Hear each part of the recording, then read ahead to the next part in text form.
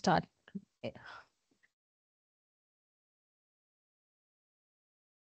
Yeah, so just to say to people, there are people online. That's why we sort of have to try and keep the schedule. And it sounds a little bit officious sometimes, but we do need to keep on time. Okay, welcome to the FPGA Frontrunner. We're going to be talking about using AI in development and product for FPGA. Okay. We have 154 registrations. A lot of them are online, which is why we need to keep the time. And thank you for the people in the room for keeping us on time. That represents 125 companies across 37 countries, so quite a wide range. There's the detailed agenda. So we do have 8 great speakers, 8 great talks to go through today. As I say, we will be keeping on time. You will be able to pick the slides up from there, and the recordings will go on there after the event. I think, yeah, probably the PDFs of the slides will go on today. And of course, thank you to our speakers and to our sponsors. Renishaw for hosting us. It's a nice site here. The 21 people are very lucky. It's a great site. Tessolve, who my employer, TechWorks, our partner, and the new design network, DESN, which is part of TechWorks. Okay, thank you. So our first speaker is Leonard of Renishaw. He's the electronics design manager here for group engineering. And he's going to give us an introduction to Renishaw. Renishaw are a world-leading supplier of measurement and production systems with a background in radar and transport telematics. Peter has worked on a broad range of electronic engineering solutions supporting research projects through to manufactured products available to the industrial environment. He has specialised in FPGA design and technology, introducing new methodologies to support these. Over his career, he has supported many early careers as cohort leading, including electronics graduates and embedded electronics apprentices, and continues to encourage their development. Within the group engineering, the team supports PCB design and EDA tools for all of the Renishaw electronics engineers, including their training. Renishaw continues to design, develop, and manufacture world-class measurement and production systems for the industrial market, and it is based very near Wootton-under-Edge in the UK. Great, thank you, Mike. Thanks very much indeed. Thanks for those who've taken the opportunity to come to Renishaw today. If there is a fire alarm, just follow me. We'll be out in the car park, all right? But that's the health and safety over with. So, as Mike introduced me, I'm Pete Leonard. I'm an electronics design manager in group engineering. What I'm going to do is just give you a quick, brief overview, a couple of slides that I presented last time, just to put you in a picture of where we are. Then I'm going to talk about a little bit of our new technology that we're putting out into the marketplace now and how that may relate to AI. So, as Mike said, we are a world leader and supplier of measurement systems, metrology-based systems, measurement of anything. We're a FTSE 250 company. We're headquartered in the United Kingdom. Our vision is to innovate and transform lots of capabilities of both our customers, our end users. We're transforming manufacturing efficiencies, and the idea is to raise product quality. We're also investing in a lot of research capabilities with our end users and also ourselves. And as a small diversion, we also have a small division that looks after some medical instruments, and we're identifying improvements in both medical procedures and patient outcomes. I'd just like to take a moment to recognise the contribution that Sir David made to the company. Sir David passed away last December. It was with profound sadness that the company were made aware of that news.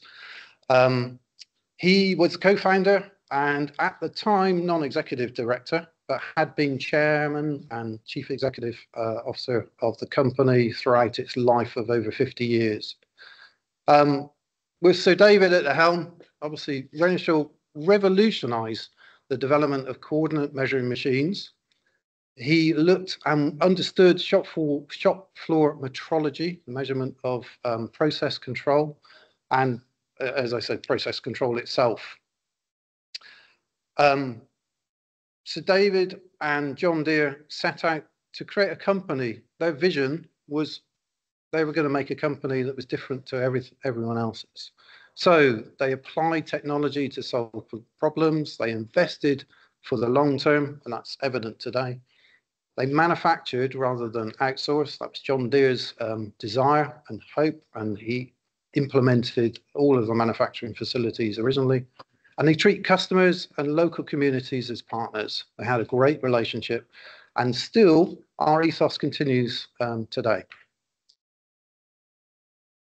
So we're a global business. Turnover last year, June 24, was just under 700 million. We're in 36 countries selling into those areas. We like to have a presence in the local area because we like to partner with the customers who are across the world. We've got over 5,000 employees. I think it's 5,250 almost. We invested 71 million back into research and development over the last year, which is a significant contribution to being able to develop new products and innovative solutions. So our strapline at the moment is transforming tomorrow together. Even I can't say it, it's new to me. So where possible, we're creating products, materials, and therapies that will define our world in the decades to come, and it will touch billions of lives because we're in a lot of the manufacturing sites across the world. So we have a number of products, industrial metrology, positional measurement, additive manufacturing, which help and assist our customers in making whatever they wish, really, from cars to aircraft to semiconductors to TVs. We have a materials instrument, which is the spectrometer, where we're selling into research organizations and other areas. And of course, I've mentioned we've got therapies. We're looking at medical devices and neurosurgical robots.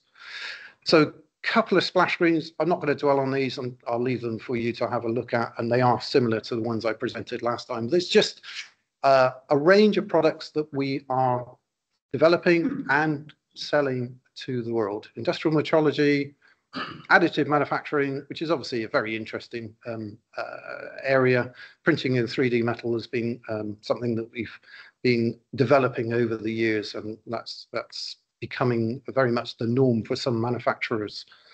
Positional measurement, I'll mention a little bit more about that in a moment. Our analytical instruments and healthcare for neurosurgical and material analysis. And also now we're moving into industrial automation, which is to try and calibrate robotic arms, robotic systems, to make sure that they are performing to their optimum, and where necessary, we calibrate them. So I just want to introduce you to a couple of new products that are out there at the moment. These are on our website, but I just want to make sure that I present a little bit of information for your knowledge, really. So our Renishaw encoders are actually being used in some optical, mechanical, and robotic systems made by Irelec. And they're actually developing products for synchrotrons. They are aligning X-ray sources with a precision alignment to focus their X-ray sources on a target. So now the systems use our Renishaw Resolute encoder. It's got 1 nanometer resolution, 32 bits. It's incredibly detailed and very responsive and repeatable. Those are the main things that we try and achieve with our products. We had to go somewhat further because the Renishaw product has to be compliant with ultra-high vacuums, UHVs, and we are considering how we're going to be using AI in the future, whether it's our customer to utilize AI to verify and the variation and configuration trends that we are seeing in not only our product, but their robotic solutions. Revo 2, if you've been here before, you would have seen this instrument performing on a coordinate measuring machine.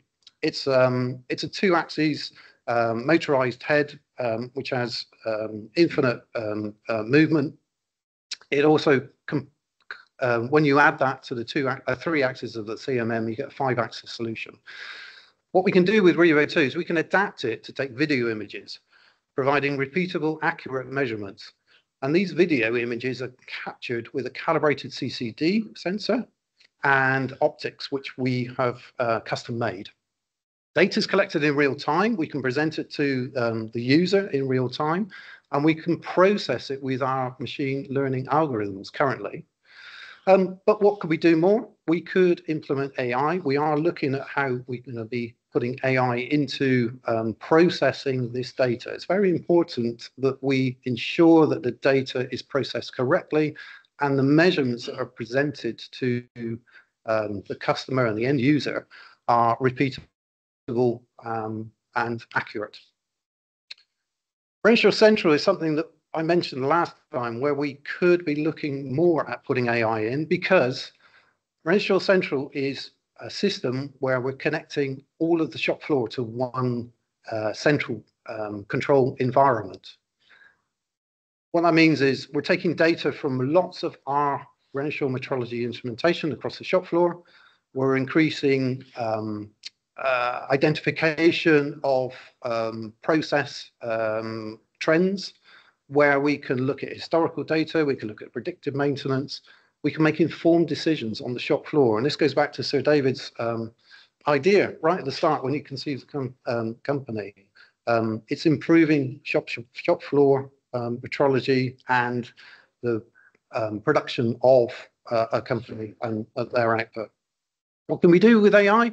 We can enhance it, we can utilize it to enhance our real-time data capture, and we can also use it for post-processing as well.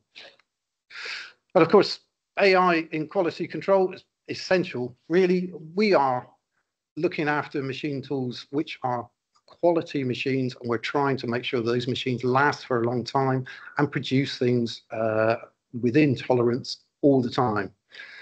So in terms of use of AI algorithms, as I suggested, we can train AI, but what we have to do is to make sure that we have a very proactive approach and we have predictive data.